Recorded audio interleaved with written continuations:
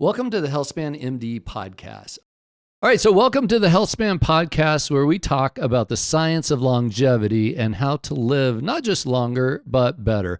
And today I'm joined by two incredible guests, husband and wife, who have been on a truly remarkable health journey. I really can't wait for you to hear about this. You know, what makes their story so powerful to me isn't just the changes that they had in labs and numbers. It's been their willingness to take a proactive approach to their health and to have the courage to challenge old assumptions and think about it in a new way and the impact that that's had on their health. And I have no doubt of their future health and longevity as well. So whether you're navigating your own health challenges or supporting somebody you love in this, I think you'll find inspiration and real hope in this conversation. So thank you both for joining us. Welcome to the HealthspanMD Podcast. Thank you. Yeah, a real honor to have you here. So let's start from the beginning, and I'm going to ask the question, but I want both of you to weigh in on this as you like. Ladies first, of course. Okay. But you know, what led to you coming to the HealthspanMD practice? I think we just we had switched to vegan for 4 years, thinking that the Dr. Esselstyn approach was going to help with heart health mainly, and we weren't really seeing, you know, the results from that we wanted to. So we wanted to get a cardiologist to weigh in, and we were also interested in the whole longevity program with the different doing the different tests and things, just so we could see if we were on the right track. And it turned out that we probably weren't. Yeah, unfortunately. Well, I was impressed when I first met you both with how focused you were on your health. And so you'd mentioned that you went to a vegan diet about 4 years ago. What was the trigger for that? What led to that? Well, the trigger was the blood test and then the scan, basically, of the cardio vessels. And I had more than normal blockage, basically. So you had a calcium score at that time, right? As right, I recall, absolutely, right? Yeah. And it was a little bit elevated. And just to paint the picture for the rest of everybody who doesn't get to see you both looking at like the pictures of health that you are, I'm guessing that was a surprise to you. Yeah, very much so. Like you're a healthy guy. You've always been active. Right. Worked out my whole life. Yeah. So stayed active. So you get a calcium score, and I've had this experience personally as well. It's like you're thinking, oh, they're going to tell me I'm great, and then you find out, oh, wait, maybe not. Not so great. So at that time, you looked over the options, and you're like, okay, we're going to go on a vegan diet to mitigate this. Yeah, right? We'd seen the Forks Over Knives, documentary, and it just seemed like it made sense, logically. We cut out all oils. He is so disciplined. That was one thing that has inspired me. I like cooking, so we figured out a whole different way of cooking and everything. We really committed to eating no meat, no oils, fats. It's a challenge. It's an impressive accomplishment. Like, I know some people can gravitate towards that and do it easier, but my experience has been that's something that's really challenging to sustain. But, I also understand when you read, Esselstyn's book, the China study, Dean Ornish, also, a famous cardiologist that's advocated for we call it different things, vegan or whole food, plant-based diet, no oils, typically. People have a hard time sticking with that, and yet you both did this pretty diligently for 4 years. Right. Is that right? Yeah, and it did cut his cholesterol down, so it was working in that way. We just did not know I was probably killing him with he also has the blood sugar problem, and because it is a carb-heavy diet, you're having potatoes and rice and pasta, and we were eating those. And so, yeah, she was elevating my A1C. Yeah, I almost made him a diabetic. Right. I didn't know. So let's talk about that. So we met, you as I recall, you both said, look, we're focused on our health. We're concerned mostly about heart disease, and, we want to learn more about this. And so you went through a battery of tests. We got blood tests, but we also got body composition, fitness testing, looked at your heart and your arteries, all of those things. What was the surprise in that? We weren't as healthy as we thought to begin with, I think. And his blood sugar, we just had to do something about it because he has a history, his family, of diabetes. So we just thought, okay, we shifted totally around. And so we did a low carb, high protein diet, which is meat and dairy and eggs, all the stuff we cut out for years. Yeah. And it really made an astounding difference in I think his energy. Yeah, the energy level, basically, I got a major boost from the energy level. Yeah. Did you know that before? Like, did you feel like, okay, this diet isn't the best for me energy wise, but I need to stick with it because of my health? That's exactly right. Yeah. I think we felt pretty healthy on the vegan diet, though. I did. I would go for bike rides on the vegan diet, and sometimes they were like 18 to 20 miles, and I'd come back and I was just absolutely wiped out for the rest of the day. Yeah. That doesn't happen now. Yeah. So, we did do lab testing, and I was surprised by, your misters labs as well, because you were, again, picture of health, fit, everything looking great, but your labs showed almost diabetes. Triglycerides were double what we wanted them to be. Your good cholesterol was low as well. Insulin levels were high. That was a real surprise to me. And I remember us having the conversation at the time. You were understandably surprised at the numbers, and we talked about the diet. Maybe this isn't the right one for you. What did you think at that time? Like, what was your thoughts? Well, I was disappointed, basically. 4 years of being extremely disciplined on a diet and being very regimented and staying active and exercising. I was very surprised. Yeah. I'm like, what's the next alternative here? Yeah. I also, I will, for both of you, blood pressure was, pretty high for both of you at that time. Was that a surprise to you? Yes, because I'm healthy, Right. eat all this. I mean, we did not do a bad vegan diet. It was a very healthy vegan diet. So it wasn't just all the diet. And I just could not control and I had a blood pressure medicine. Now you helped me with that. And now my blood pressure is great. So I don't know if I'm sure it's the medication that you helped us with, but it might be the diet a little bit too. I just found that I am not, I think that diet for him, the very low carb, high protein, is good for Rick, might not be the best thing for me, because in the midst, we wear Oura rings. So we're, tracking that information, and they have a new thing where you can put the Stello blood pressure or blood, to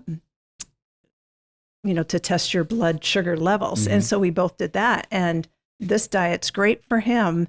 And I was going into dipping down below, and I wasn't keeping my blood sugar up on this diet. So I think I do need more carbs, healthy carbs, and maybe more diet, a little bit of meals throughout the day instead of, we were doing intermittent fasting. We were trying a lot of different things, but yeah, I think we're just going to have to do different diets for both of us, which, I think that makes sense, though. There's so much to do a deep dive on, and just what you described. And I remember my evolution in figuring out nutrition because, interestingly, despite 11 years of training, I knew nothing about, nutrition. And I remember I decided preventive cardiology was what I wanted to do.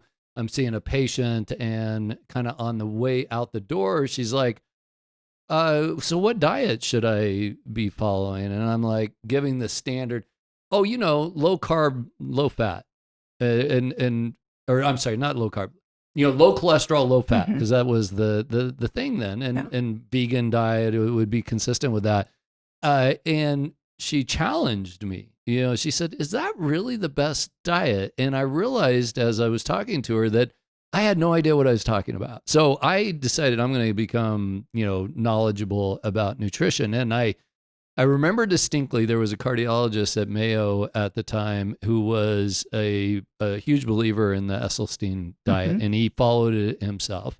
And he was from South America and very passionate, and he could get more people on that diet than anybody I could ever imagine. And he and I would always have he'd show me patients' cholesterol results, and he'd say, look at this. And then my college roommate is a physician in Albuquerque, and I hadn't seen him in a decade. And last time I'd seen him, he was, a little pudgy. And we got together, and he's slender and fit, and he looks great. And I'm like, what did you do? And he said, I changed my diet. So I'm expecting him to say I went to a vegan diet. I'm like, what are you doing? And he's like, oh, I'm doing this low carb, meat-based diet. And I'm like, how do I reconcile this? Like, these are polar opposites, diets. But I think what I had to learn in there was it's going to be unique to each person. And that's what you just described. Right. As well. But so I think then, well, how do you decide? Like, how do you figure this out?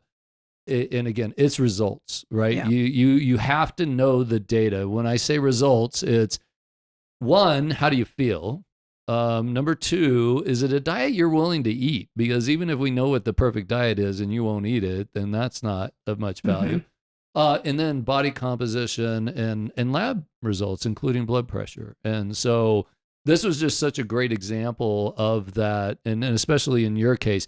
So what I love about your story is, for some reason, I have no idea why, and maybe you can tell me why, you had lab testing when you first saw us, and then you had lab testing again 5 weeks later. And you being, I also like the part of the story with you being that, very focused, I'll do whatever I have to do, break through any wall.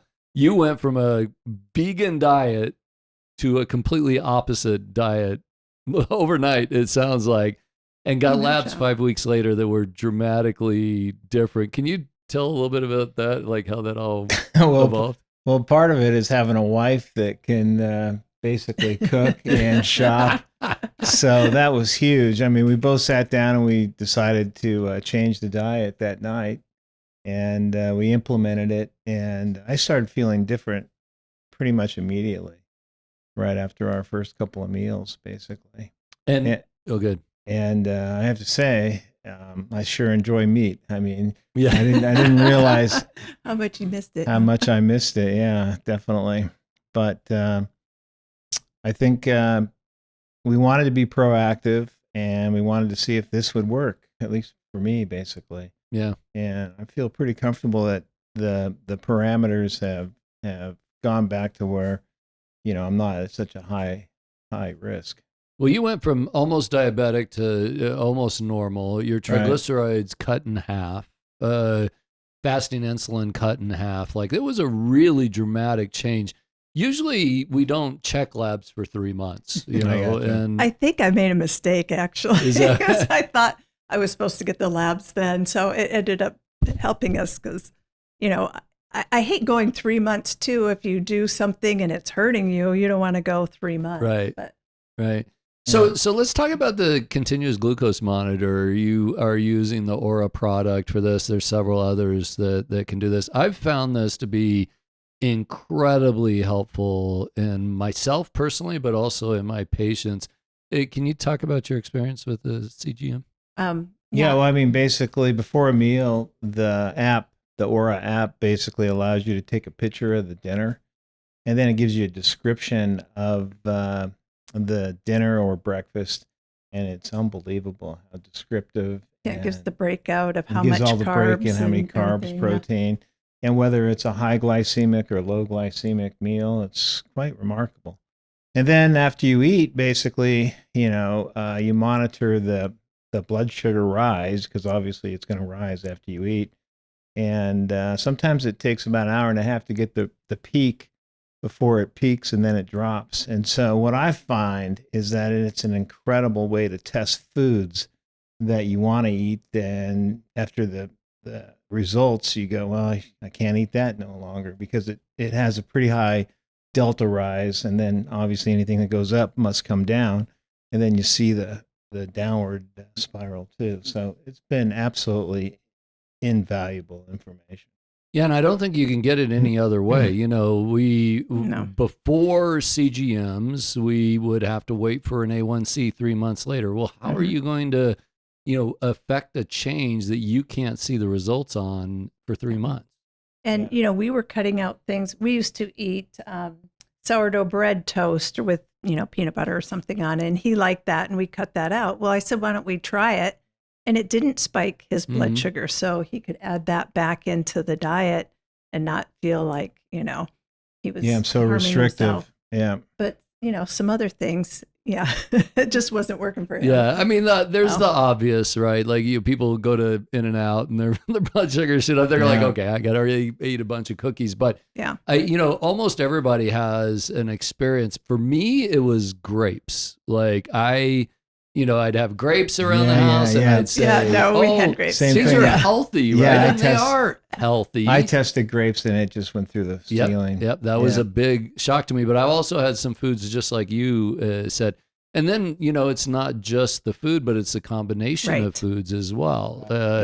Have you had the experience? I haven't done this much, but I've had other patients who've said that it also can be impacted by the order of how they eat it. If they eat the protein and the fat first and the carbs later, they're better than if they eat the carbs first. Well, usually we were doing like a berry yogurt thing for dessert, afterwards, and it did not spike at all. And I think that was because we had the meat first. So I have heard that also. I've done a deep dive on the internet, and you see all these different things. That it is frustrating because you could see, the vegan is this, no, pure meat carnivore.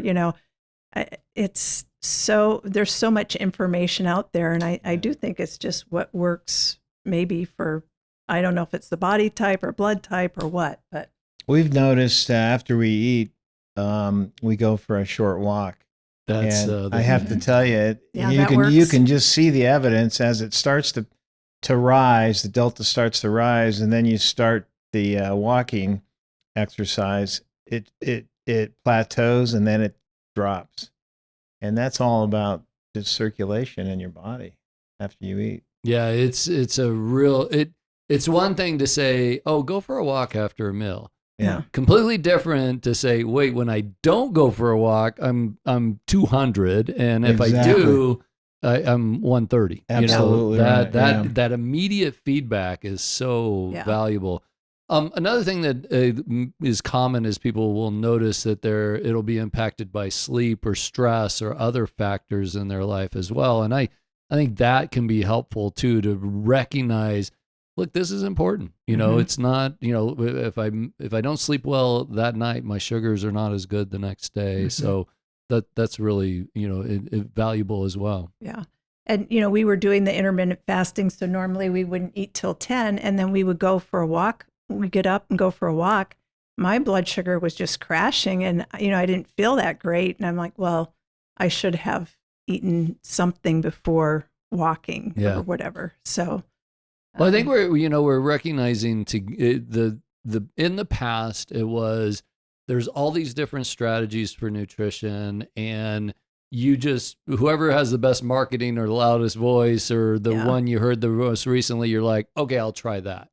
But how do you know if it's really right for you? How do you know it's going to work? And people just end up bouncing from diet to diet to diet to diet.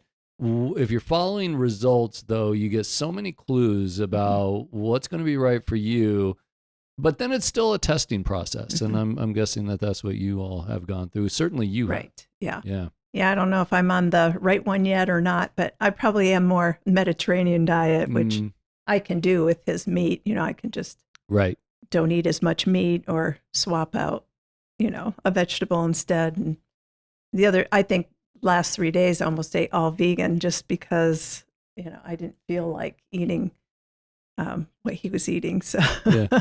And I want to emphasize with this is that we're not saying that a vegan or a whole food plant-based diet is bad. That's Right. not the message at all. It works great for some people, but it just wasn't the right one, Right. in your case. So when we first met, blood pressure for both of you was high. The numbers I've been seeing recently are just wonderful. yeah, right? no, I mean, I'm almost, am I too low? Yeah. When, Isn't that nice? Yeah. I always say it's one of my favorite things to do is take people off blood pressure medications. Yeah. So maybe we need to talk afterwards. Yeah. So let's transition to heart disease, artery disease, atherosclerosis. It's clear to me that for you had a genetic component to that, like whatever that is. We're not sure, but it was a genetic component because you were pretty dialed in on your health, and yet making artery disease. How has that part gone for you? Like how do you after you got your evaluation and learned what you needed to learn, how do you feel about that part now? Well, I feel like I have a handicap. Yeah. But after talking to you and you giving me confidence in how we're treating it, I continue to live a very normal life and still haven't sacrificed any exercise programs. And now actually it's better because I get to eat foods that I haven't been eating for 4 years. Yeah. So I feel pretty confident that I'm in good hands and that we're monitoring the situation. Yeah. I'm also confident that we are addressing this the right way. I think that oftentimes people jump to interventions, stents, even bypass surgery when it's not absolutely the best thing to do. There's a lot of control that we have over, when we can, have somebody who's as interested in their health as you are, doing the right things, listening, paying attention, and we're achieving the right numbers. Those people do really, really well. And you're another example of that. Well, thank you. And I'm also, I've told you this before. It's really good that you have a wife who's interested in your health. Yes, it's a team effort. Yeah. Yes, it works Well, well. yeah, he's so disciplined. It helps me too because I do like my sugar, so I've cut that out pretty much, unfortunately. Yeah. I miss my sugar. it is a team sport when you really think about it. Like it works a lot better. We were just having a lunch conversation about how knowing what to do is part of it. Of course, we have to learn those things, but then it's actually doing it. Most of us have some challenges with that. Yeah. And, having that accountability support is really powerful. And if it's the person that you're closest to, providing that, even better. Yeah. Yeah. Well, and I'm very thankful, coming to your office, we were kind of going blind on our own and just, we heard this was good for heart disease, statins are bad. And we were on, he was on no medicine at all. And I feel like with you monitoring and the level of tests that we've done here, and you're getting him on that other medicine, that Repatha or whatever too, it just makes me feel a lot more confident that he can eat meat and then I won't feel guilty. Yeah. Yeah. Well, I mean, his requirement was to get your LDA down to 35, which is like what a baby has, correct? Yeah. Yeah. So. Yeah, well, that's an interesting thing. And I guess cholesterol is a pretty, there's a lot of controversy around cholesterol. Of course, I'd forgotten that we had talked about that when you first came in. And, it's a challenging topic because it is complex. And what's the right cholesterol is not just a number, it's the risk that you have. And, right. and in your case, your cholesterol wasn't high in the beginning, really. It was better than average, but it wasn't great for you because of your blockage. Exactly. Yeah. And so that we recognize, okay, we need a lot better number than this. And maybe we could talk about the Repatha a little bit. So Repatha, Praluent, these are PCSK9 antibodies. They're both about the same, in what they do. But I found them to be very remarkable in my prevention practice for select people. They're not right for everybody, but they're remarkable in three ways. One, they lower cholesterol really well, 60% on average. Number two, they have almost no side effects. Like, I won't say no side effects because there's no medicine that has no side effects, and I think it's because it's a very elegant mechanism of action. It's just an antibody to a protein, unlike other treatments that can, affect chemistry and get into the muscles and all these. Is that one of the things. reasons why it doesn't have many side effects? I think so. It makes isolates the protein. Very clean. I think that's why it's very rare that I've had anybody have side effects. Not unheard of, but very rare. And then the other thing is how that, when you think about artery disease, it's a decades-long process, right? It starts in our teenage years, and it builds for decades, but then all of a sudden there's a plaque rupture or heart attack, and the clinical onset's just all of a sudden. So it's hard to study that because you can be affecting the process, but you don't affect outcomes, and so you can't see the results. But in the research studies with the Repatha and Praluent medicines, on top of a high-dose statin, they were able to show a decrease in heart attacks, strokes, death in 2 years. That's amazing. That's huge. And so, in your case, it just felt like that's the right approach. We want a really aggressively low cholesterol number. We've got it. And from your standpoint, any issues with that at all? Not at all. Yeah. Yeah. And so our hope is, we did a CT angiogram. We have a with the plaque composition analysis, so we know how much calcified plaque, how much soft plaque. Down the road, we may repeat that, and our hope is that we're going to see a regression of the soft plaque. Yeah. Beautiful. That's the goal. Yeah. So as we, kind of wrap up here, and again, thank you both for sharing your story. I know this is going to be inspirational to a lot of people. Talk about where you are now, like versus before you met us, and then where you are now. Where's your mindset around your health, your confidence? What's your head? Well, I feel better. I'm feeling better about him because he's seeing a cardiologist and getting the right information, and I'm still trying to work out my diet if this is the best for me, because I don't want to raise my cholesterol, even though I don't have some of the heart issues he does. I still don't want to do that. So we're going to get another blood test shortly, I think, soon, and we'll see if mine's gone up. Yeah. We might have to do something else. But I'm feeling good about it. I know that I need to do more weight-bearing exercises and things. So we have some goals that, I'm still looking forward to improving. So, yeah. But we're feeling better. Yeah, I'm extremely confident. I'm glad I'm under the care of you. I'm just very optimistic about the treatment that you have provided for us and the education, and I look for a long life. Yeah, that's the key. And I've realized that that's really what exceptional healthcare is it's an ongoing process, right? It's we assess, we get we know measures, we work on improving things, and then we adjust from that. And it's a dynamic thing. It's not a one size fits all. It's also not a set it and forget it thing. Right. It's every 3 to 6 months we're re-looking at the numbers, making new hypotheses, but that incremental improvement, so powerful, because standard care has been, I'll see, you're doing fine. I'll see you next year. Yeah.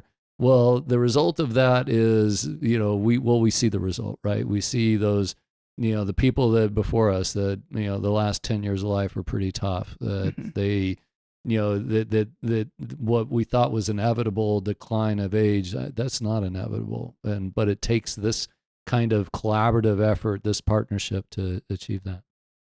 Beautiful. Great. Well, thank you both again for being with us here, and congratulations on, what you've accomplished as well. Well, thank you, Doctor. Yes, thank you very much. All content created by me and HealthspanMD is for general informational purposes only and is not the practice of medicine. No doctor-patient relationship is formed. The use of this information is at the user's own risk and is not a substitute for professional medical advice, diagnosis, or treatment. Hi, I'm Dr. Hurst. We created HealthspanMD for people who are dissatisfied with healthcare. Common complaints about healthcare include difficult access, poor communication, rushed appointments, disease-focused or sick care with little interest in helping people get or stay healthy, and little to offer beyond a prescription or a procedure for optimizing health. This type of healthcare is unacceptable, but most aren't aware that they don't have to accept low-quality healthcare. HealthspanMD provides exceptional medical care. That means appointments when you need them, time to talk to your doctor, get your questions answered, understand your problems, and get a clear plan to achieving your health goals. But it also means a comprehensive, proactive approach to your health that goes beyond prescriptions and procedures. As a HealthspanMD patient, you will get our expert, physician-led team of doctors, health coaches, dietitians, exercise specialists, mental health, and other health professionals to help you take advantage of your best opportunities to prevent, treat, and even reverse disease. And you may be eligible to have our care model reimbursed by Medicare and some commercial insurance. If you're no longer willing to settle for low-quality health care, schedule an appointment at HealthspanMD to experience health care as it should be.